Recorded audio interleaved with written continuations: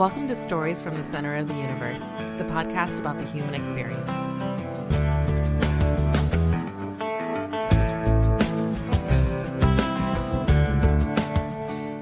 All right, besides the NFL and college football, this particular day may be the most exciting day that's not during the NFL season. Anybody want to throw anything else? But I guess maybe Kentucky Derby. Maybe that day is the most exciting. Maybe March Madness Final Four. That time frame's more exciting. But for this time of year, today's a pretty cool day. Zach, you were explaining to me how the cap money gets spread over 2 years starting June 1st, and so it opens up some things and people can be creative, which is really neat. But the main reason I think it's really exciting is we're about to start the championship series in the NBA on Wednesday. NHL goes to their championship series tomorrow, as Rob, you were telling us, because I don't follow hockey really. But then you also have Myles Garrett going to the Rams. We're going to talk about that in a few minutes, but let's start with everyone's thoughts on the two conference championship series. One was an amazing Game 7 stretch. If you take a step back and you don't get into the details of how those games went down, it's always cool to go to 7 games, especially if you don't care who wins necessarily. But then the other one was a sweep, and it wasn't even close. Like Cleveland wasn't really in any of those games. So let's talk about the Cleveland, New York mix. Who wants to go first on that? Am I the only one who was following it? Jack, you followed it, right? Yeah, I was following it. Yeah. What are your thoughts, Jack? I think that so the only game that Cleveland had a chance of winning was the first one. They were up 20 with 7.5 to go. And then they ended up blowing the lead in the last 7.5 minutes. And then I think ever since that game, it just turned the tides. There's no way that Cleveland was going to have a chance to really do much of anything, I thought. Now that the Knicks got their feet back underneath of them and the way that their defense or the way that their offense is, Cleveland wasn't ever going to be able to keep up. I think the craziest thing about that series is that James Harden said that they were the better team, and they got swept. So I thought that was a little crazy. I thought that was probably the craziest part about the whole series. He said that before or after the series? After. Oh, my gosh. There are a lot of fun facts associated with that series.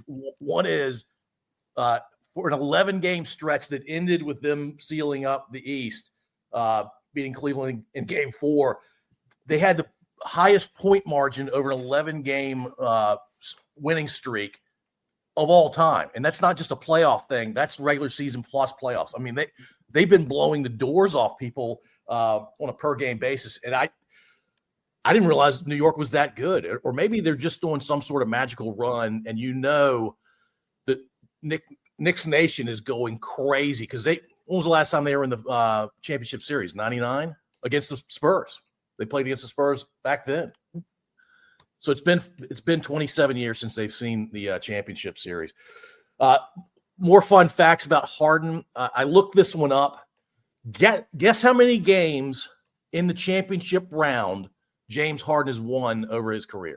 Zach, what do you got? In the championship round? In his entire career, how many games has he won in the championship round? I'm trying to think if he's even been to one.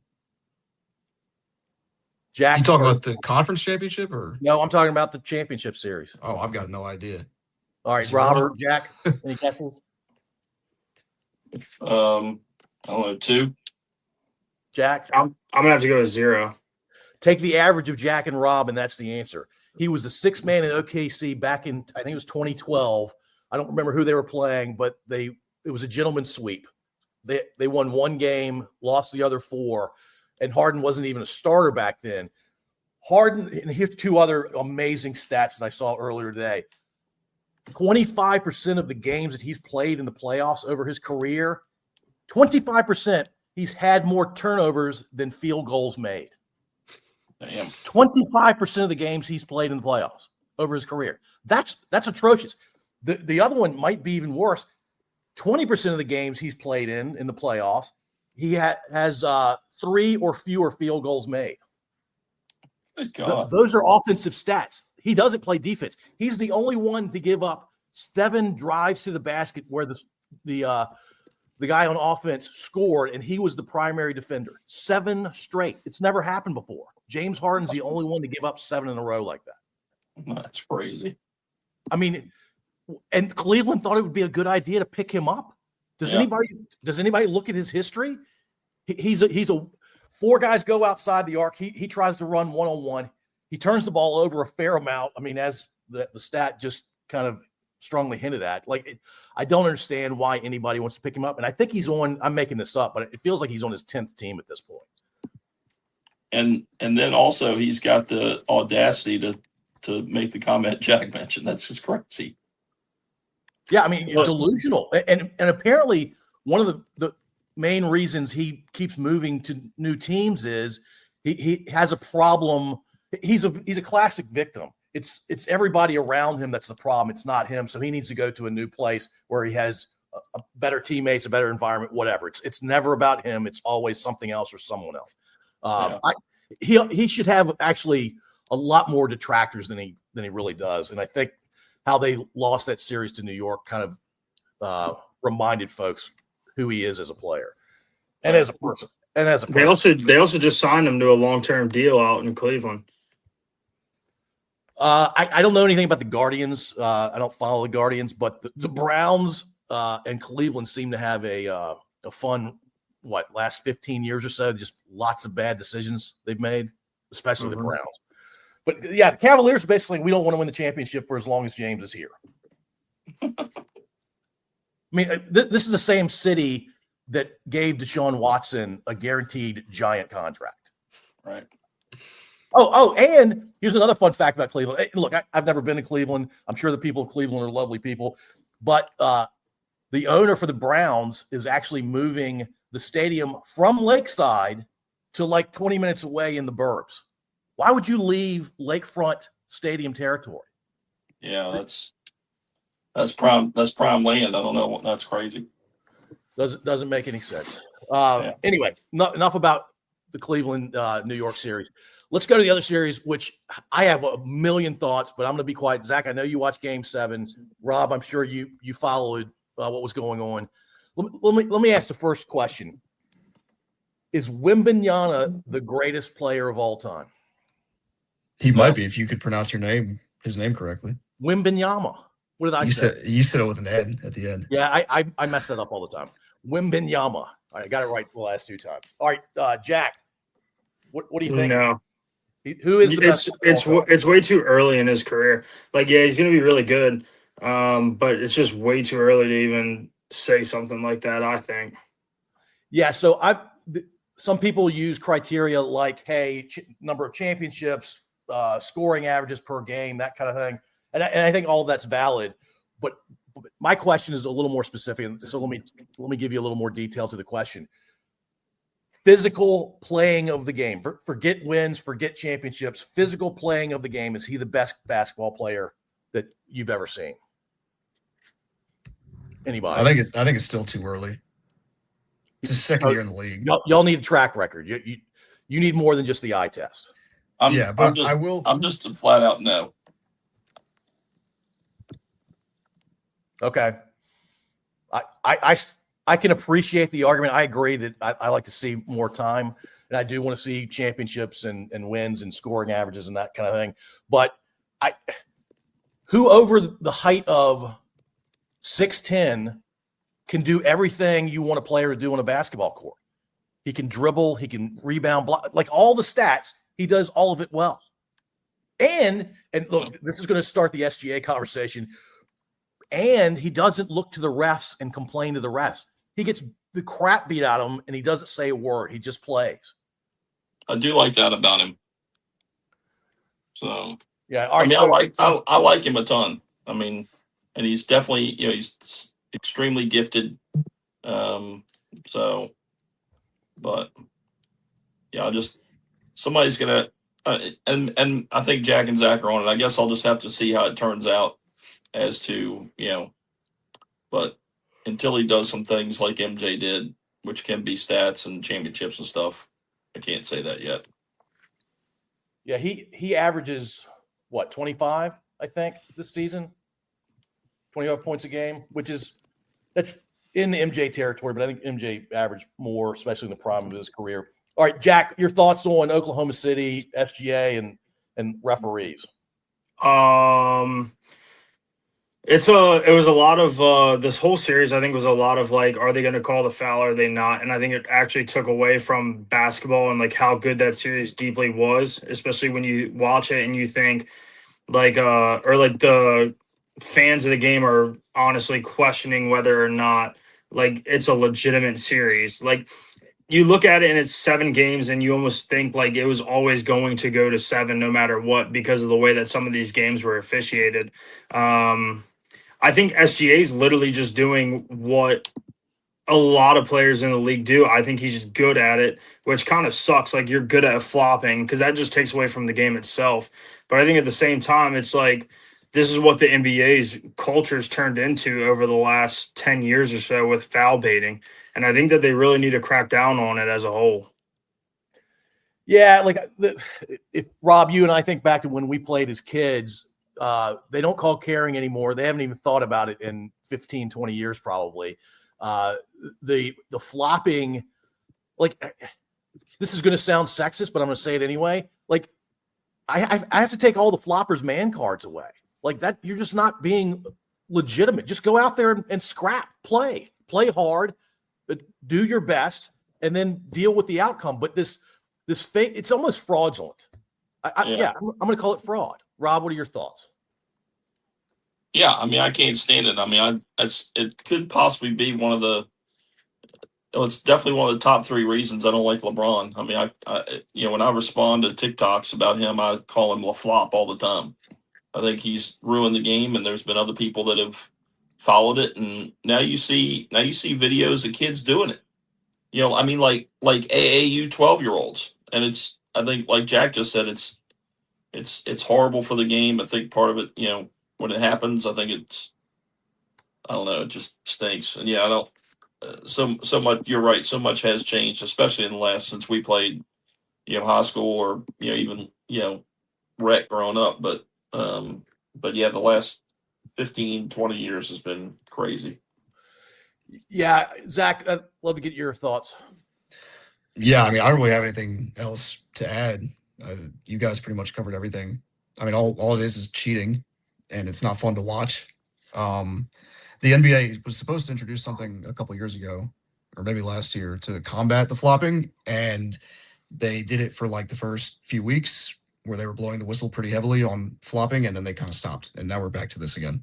So I don't know what they're going to do. It seems like the fans are getting pretty vocal about it, so hopefully they do something soon, i.e. next season, but we'll see. Yeah, it's fraud with collusion from the league. I mean, you can't tell me the 3 games that OKC won, they weren't severely aided by how the refs call the game. And then the four games that San Antonio won, it's like they were trying to call it legitimately. It's almost like it was a manufactured 7-game series. I think if they let them play, maybe OKC wins 1 or 2, but they don't win 3. I saw some stat. I may have mentioned this before, so I apologize if this is a repeat. And I don't remember the time frame. It might be the season or it might be over his career. SGA has like a 24% flop rate. Like he's on the ground 24% of the time. And you guys have seen the video. He's not touched for a lot of them. Like what is happening? Like, there was an egregious one in Game 7 in like the second quarter or something. Yeah. I know we were watching it together, but I didn't know we had another major flopper like LeBron like that. That's horrible. No, he SGA is like 10+% higher. Like I think LeBron's below 14 or 13%. Harden's around LeBron. SGA is taking it to a new level, and the league is like supporting it. Like, yeah, keep flopping, man. We'll help you win games by you just being a really creative flopper. But he's actually not even that good at flopping. Oh, the egregious call, Zach, you're talking about is a 3-point play where he jumped. No, it wasn't that. Not one, even that. Go one? ahead. No, go ahead. It was just like a mid-range from the kind of near the baseline. Yeah, and nobody touched him. Yeah, I can't remember who was guarding him, but somebody was standing next to him straight up, didn't touch him, and SGA fell on the ground. Yeah, look, Rob, you and I remember the NBA before Jack and Zach were alive. They would take the Euro step was just they accepted 3 steps and they didn't call walking because if the player ends up in a dunk, They want the dunk. They don't care that the guy technically walked. And that's why the NBA has late whistles. College has legitimately timed whistles. They blow the whistle upon seeing a violation, whether it's walking or a foul or whatever. The NBA, I think they've got rules. Don't blow the whistle when he dunks. If he took 4 steps, who cares? I mean, there are videos of guys not dribbling past half court and it ended up in a dunk, so they don't call it. It's not. Look, I know I sound like an old guy when I talk about this stuff, but it's gone way too far. I think one of y'all said it's just not enjoyable to watch. All right, can we talk about San Antonio's role players? I mean, wow. I love their role players. They have put a serious team around Wemby. It's wild. Jack, your thoughts on the role players? Yeah, it's got to be one of the best benches I think I've seen. I can't remember a bench that's better. Like if we took away star players and we just put up some of the greatest benches of all time, I think that team would be playing if we chose 8 of them because of the amount of talent that they have just from top to bottom. So I think that they've done a great job putting a great team around them using picks and just kind of restarting after the Duncan era and then just building back up to what they could be and what they are now. Yeah, Popovich, who coached in San Antonio forever, he's still part of the organization. I think he's going through a lot of health stuff. There's so many stories that I've heard about him over the years where the extra pass, it's really 3 extra passes. Even if somebody's wide open for a shot, he wants 2 or 3 more passes after that to get an even better shot, maybe a layup or maybe an even more open 3-pointer. It's fun basketball to watch. Watching OKC, there's no one outside the state of Oklahoma that was rooting for that team 2 nights ago. Not a soul. I can't imagine they exist.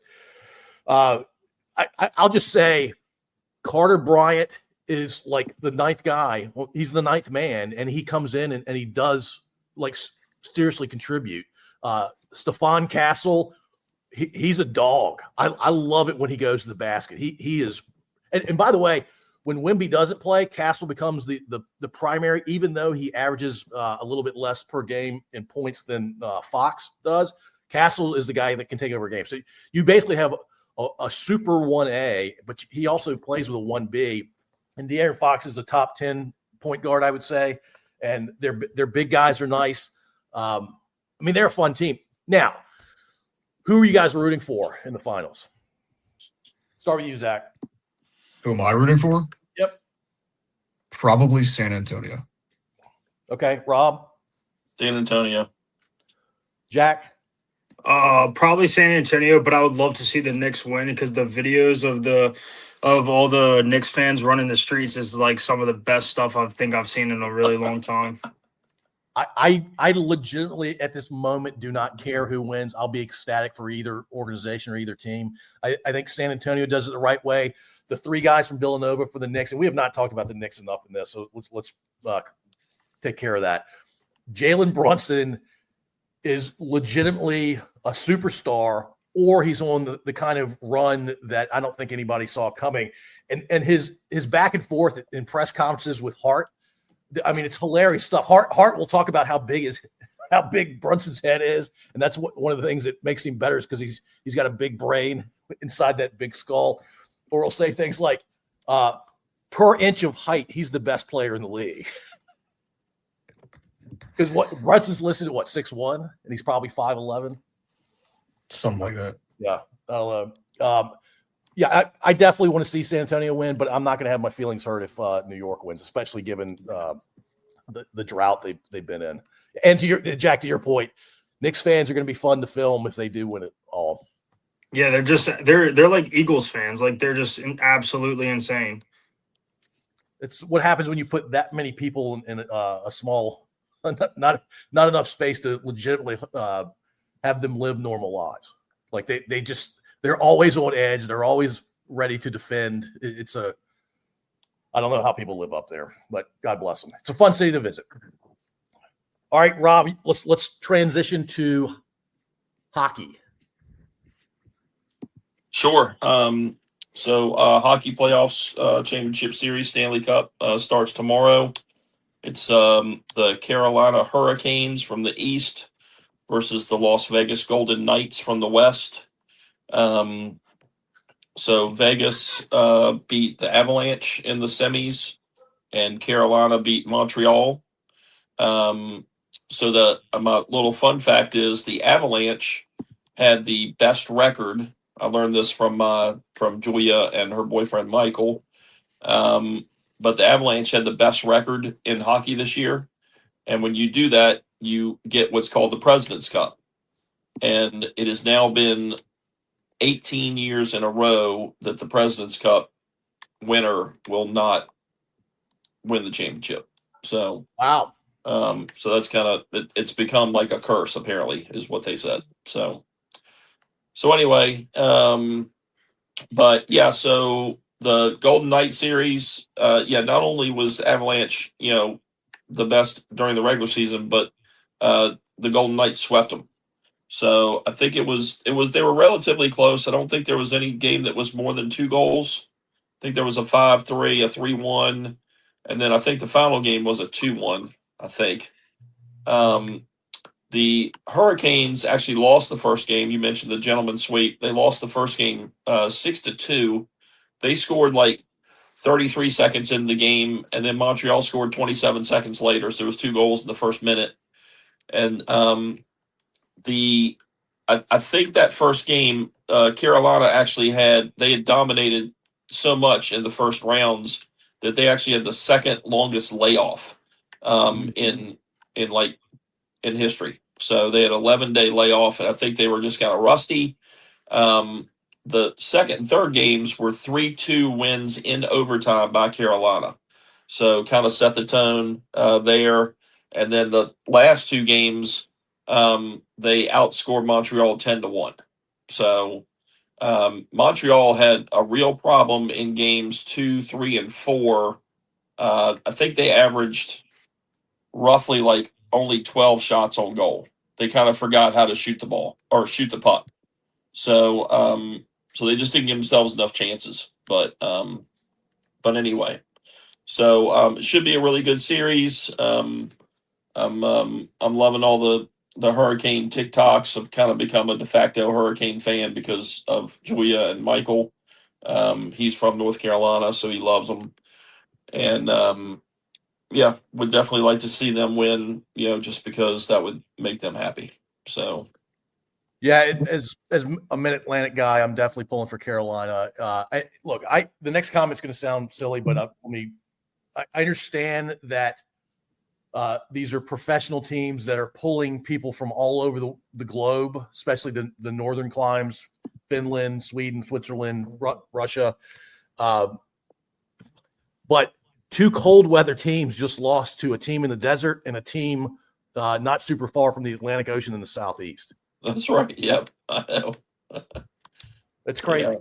It's Yeah. just wild to think about because sorry, we're doing old home week, Zach and Jack, but when Rob and I were kids, I think there's a team in Atlanta. I think the Flames might have been in Atlanta in the late 70s. There was a team. That sounds right. Yeah. But that was the only team in a southern climate. Right. Everybody else was northern U.S. or Canada. But now it's just, hey, if you have enough population and a tax base, you too can have a hockey team. That's right. Yeah. So what is there? There's still 2. There's 2 of them in Florida, right? Isn't it? No, Yeah, there's just teams. There's 2. There's Yeah. 2. Yeah. So who would ever thought ice hockey would be in Florida? So Well, who would have thought that they would have played an outdoor game this year in Florida? Because they did that. right. That's a good point. Played in Yeah. Miami. That's pure technology. All right. I want to get everyone's reaction to the major trade news, or not trade, but I guess it was a trade. And we're going to start with Zach. Zach, go ahead and tell us the big news from the NFL today, and love to get your thoughts. Then we'll go to Rob and Jack. Sure. So Myles Garrett got traded today for Jared Verse, a first, second, and a third round pick, I believe is what the entire deal consisted of.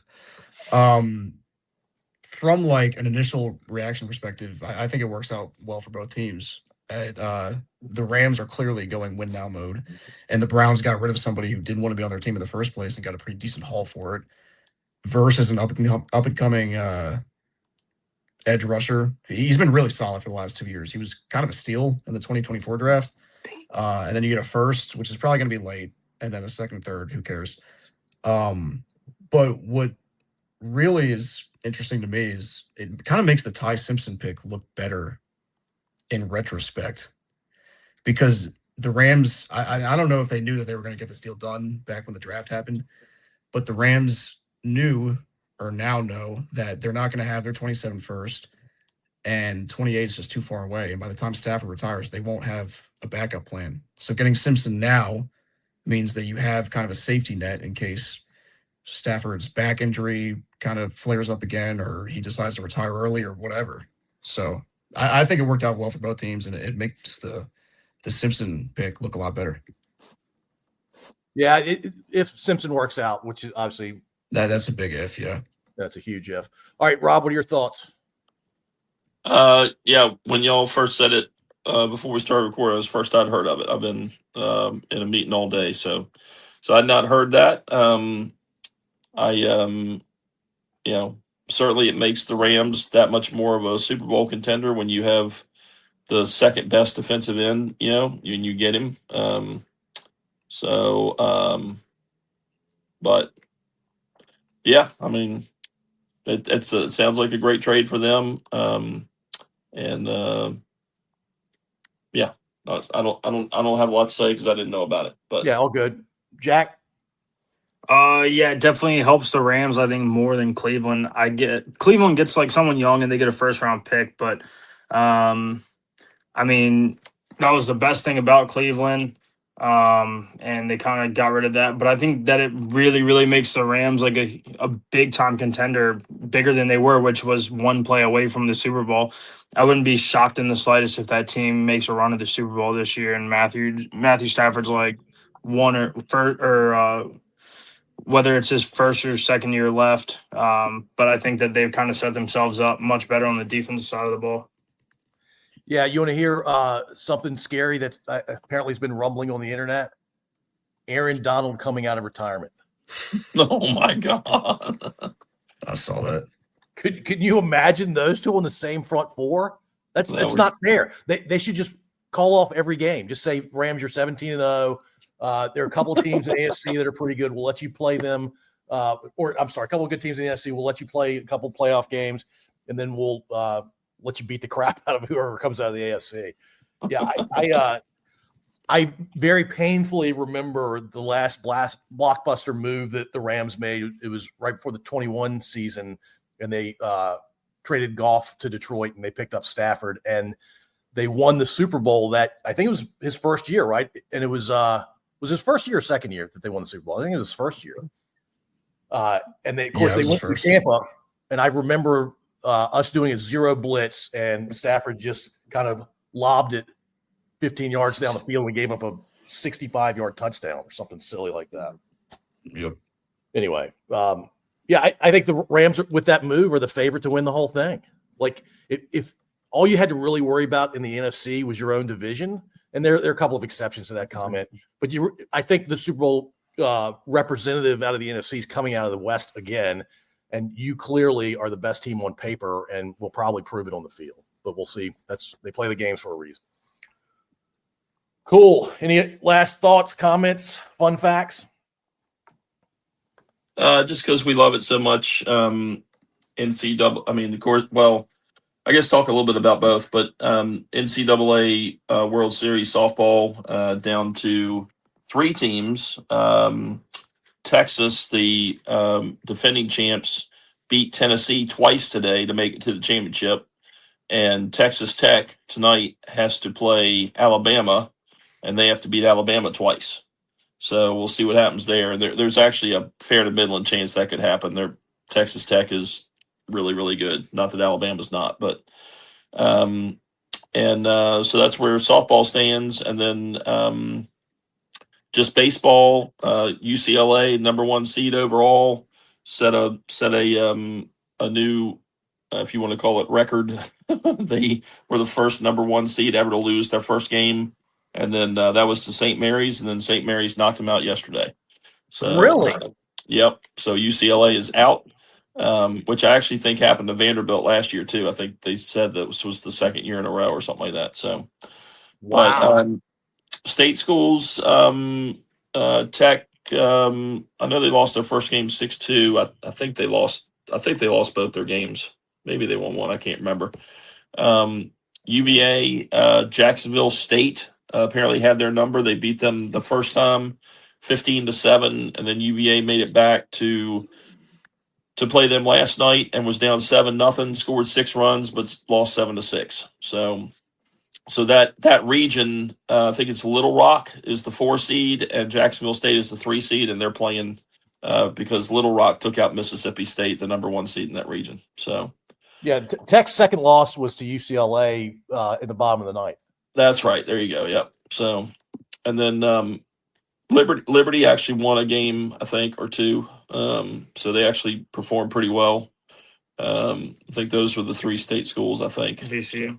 Oh, Yeah, VCU. VCU. That's right. VCU made a good showing. So I know they won 1 game. So All right, Rob, I'll have to trust your reading of Jack's face, and we can see Zach. Okay. Jack and Zach, would you be okay if Rob and I told one dad joke each on this podcast? Clean dad jokes only. If you're not interested, just say you're not interested. I mean, You we go can for make it. trial run. Yeah. Yeah, we could try. Look, we're either going for humor or just complete failure with a dad joke. We're playing either extreme, like legitimately funny or legitimate. To stick with one of the themes of this conversation, or it could be a complete flop. It could be That an sounds good to SGA. me. In fact, I- I'm not I- going to use the I- word flop anymore. I'm going to call it SGA. It's an SGA. I have lots of resources there, Paul. My kids, they kind of wince when I tell dad jokes, but we'll give it a shot. I'll be ready. So Rob, we want cringe or legitimately funny. Either one understood. works. I'm gonna see what I can do for you.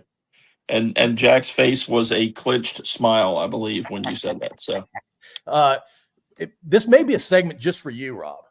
oh, for bad dad. Okay, well, whatever worked Doesn't out, have dude. to be bad dad. It could be good dad jokes too. Yeah, I hear you. All right. Any preview besides the NBA, obviously, and the college softball and baseball? Anything else coming up? Oh my gosh! I can't believe I didn't bring this up. I'm not watching the French Open. I typically don't watch until the championship match. I'll watch some Wimbledon. I'll watch some U.S. Open, but the French Open I don't care about until the championship match. But did y'all see the favorite to win the whole thing lost in the second round? Did y'all see how he lost? No. I think he was up 2 sets, and then he basically had heat exhaustion, right? And He- won Rob, 3 sets in a row. Rob, not only was he up 2 sets, in the third set, he was up 5-1. Oh yeah, he was 1 game away. That's right. He I was heard one that, yeah. game away and then lost, I think, 6 games in a row. Or it would have been 6 games in a row in the third set. And then he only won 1 game in each of the last 2 sets. I've never Yeah. seen a comeback like that. Yeah. It's got to be a record, right? Somebody that Yeah. close in the third set, up 2 sets, and then you end up losing. Yeah, you would think. Yeah. And oh, by the way, it gets hot in France this time of year. Like, he should have been more prepared for that. Like, Yeah. that's his livelihood. Like, what are you doing? Sounds like he didn't drink enough water the night before. No, I don't mean. Certainly, he should be hydrated. He should have electrolytes. However, he wants to take care of his body that way. But I mean, be acclimated to that kind of weather. Yeah, true. Yep. Good call. Yep. Go live in whatever climate matches Paris for that time of year. Anyway, weird thing to end on. I apologize, but I'm really looking forward to all good. cringy or good dad jokes. Yeah. In fact, I'll do that. Jack and Zach, And I I- don't mean to exclude you all. Y'all are not fathers, so they're technically not going to be dad jokes coming from you guys. But if you want to find a fun one, and look, if it ends up being fun, and you intended to be fun, great. If you were trying to be cringy and it ended up being cringy, great. But if you're trying for one and it ended up being the other, you've got to call yourself out on that. All right. Jack, are you in? Yeah, that works. All right, cool. All right, guys. And last thing, I'll have a report. The third leg of the Triple Crown is this Saturday, the Belmont Stakes. So I will have a report on that when we chat next week. Yeah, no, I have a little bit of interest in that, but once the potential Triple Crown runner doesn't race in the second I know. race, I've lose 99.9% of my I interest. know. I hear you. I understand. The winner of the Derby is in it as well as the runner up. So Golden Tempo and then Renegade. So we'll see what happens. Yeah, I guess it's still cool to win 2 out of the 3 if Yeah. Old Tibbo can pull it off. Yeah. All right, y'all have a lovely Monday evening. We'll try to get back on the weekend thing, so maybe Saturday or Sunday this weekend. All right. Sounds like a good. plan. All right, thanks, guys. Thank y'all. All right. Bye. Thanks. See ya. Thank you for listening. If you enjoyed this episode, please subscribe to wherever you listen to podcasts. We'd also really appreciate if you'd rate and review us. You can find us at scodupodcast.com.